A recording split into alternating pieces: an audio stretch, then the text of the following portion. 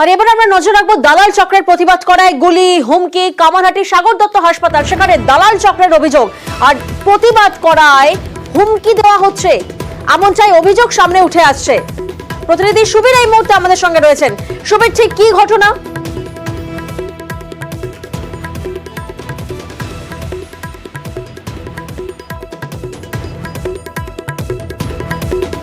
সাগর দত্ত, কামারহাটি সাগর দত্ত হাসপাতালে দালাল চক্রের অভিযোগ, প্রতিবাদ করায় দুষ্কৃতীদের হুমকির অভিযোগ।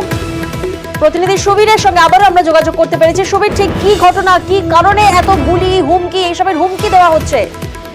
দেখো, গত 7 মাস আগে কিন্তু কামারহাটি সাগর দত্ত হাসপাতাল, সেই হাসপাতালে দালাল চক্রের রমরমা চলছিল এবং সেই জায়গা থেকে পুলিশ খবর পেয়ে 2জন দালালকে গ্রেপ্তারও করে এবং সেই জায়গা থেকে তৃণমূল কর্মী শামশেদ আলী তারা কিন্তু প্রতিবাদ করে এবং গোটা হাসপাতাল চত্বরে দালালদের যে ছবি, সেই ছবি টানিয়ে দিয়ে যারা মানুষ তাদেরকে সচেতন করে এবং সেটাই কিন্তু সমস্যা হয় এবং সেই জায়গা থেকে এই যে শামশেদ আলী, তাকে কিন্তু সেই জায়গা থেকে দুষ্কৃতী যারা রয়েছেন তাদেরকে পুলিশ গ্রেপ্তার করে এবং অনেক কিছু দুষ্কৃতী রয়েছেন তাদের কিন্তু অধরা থাকেন, তাদেরকে পুলিশ গ্রেপ্তার করতে পারে না এবং সেই দুষ্কৃতীরা কিন্তু শামশেদ আলীকে এখনো পর্যন্ত বর্তমানে তারা হুমকি দিচ্ছেন এবং গুলি করে প্রাণনাশে মেরে ফেলারও হুমকি দিচ্ছেন বলে অভিযোগ। এবং এই ঘটনায় কিন্তু শামশেদ আলী এবং তার পরিবার যথেষ্ট আতঙ্কে রয়েছেন, তারা বাইরে বেরোতে পারছেন না, তারা গৃহবন্দী অবস্থায় রয়েছেন এই হুমকির জেরে। ধন্যবাদ সুবীর।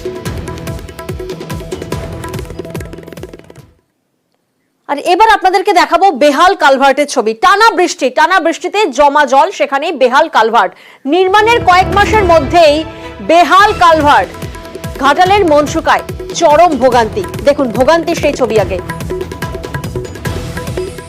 প্রতিনিধি সুকান্ত এই মুহূর্তে আমাদের সঙ্গে রয়েছেন। সুকান্ত, কয়েক মাস আগেই যদি কালভার্ট তৈরি হয় তাহলে এভাবে বেহাল দশা কেন? দেখো প্রিয়াঙ্কা, যেটা জানা যাচ্ছে যে পরিকল্পনার ঘাটতি রয়েছে, অর্থাৎ ঘাটালের যে মনসুকা থেকে ঘোড়ার যাওয়ার যে গ্রামীণ সড়ক, সেই গ্রামীণ সড়কের উপরে একটি কালভার্ট তৈরি করা হয়েছিল কয়েক মাস আগে।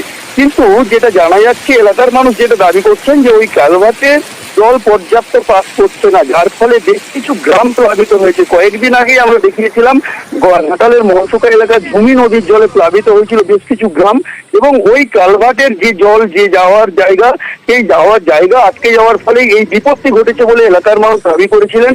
আর তাই সরজমিনে খতিয়ে দেখতে এসেছিলেন পশ্চিম মেদিনীপুর জেলা পরিষদের সভাধিপতি। তিনি অবশ্য স্বীকার করে নিয়েছেন যে বিষয়টি এই কালভার্টের জন্যই এই ক্ষয়ক্ষতির পরিমাণটা বেড়েছে, যাতে দ্রুত এই কালভার্ট একেবারে সুকান্ত, বোঝাই যাচ্ছে যে কালভার্টের নির্মাণেই গলদের অভিযোগ বাসিন্দাদের। নিকাশির জল আটকে যাওয়াতেই ভোগান্তি বলে দাবি। পরিদর্শনের পর ব্যবস্থার আশ্বাস জেলা পরিষদের সভাধিপতি।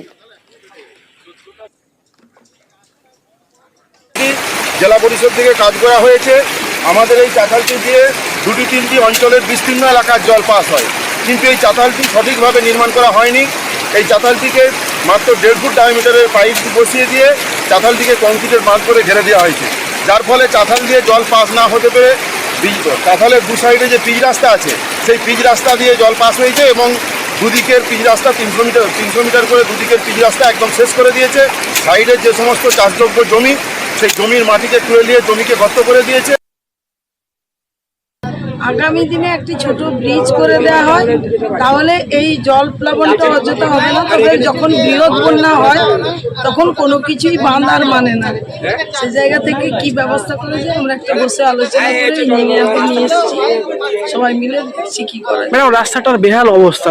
যে রাস্তাটা হচ্ছে, রাস্তা দুদিনেই ওটা ঠিক করা যাবে, কিন্তু আগে এই আগামী বন্যা হলে সেই জায়গাটা কিভাবে পরিস্থিতি সমাধান করা যায় সেইটা ব্যবস্থা হচ্ছে।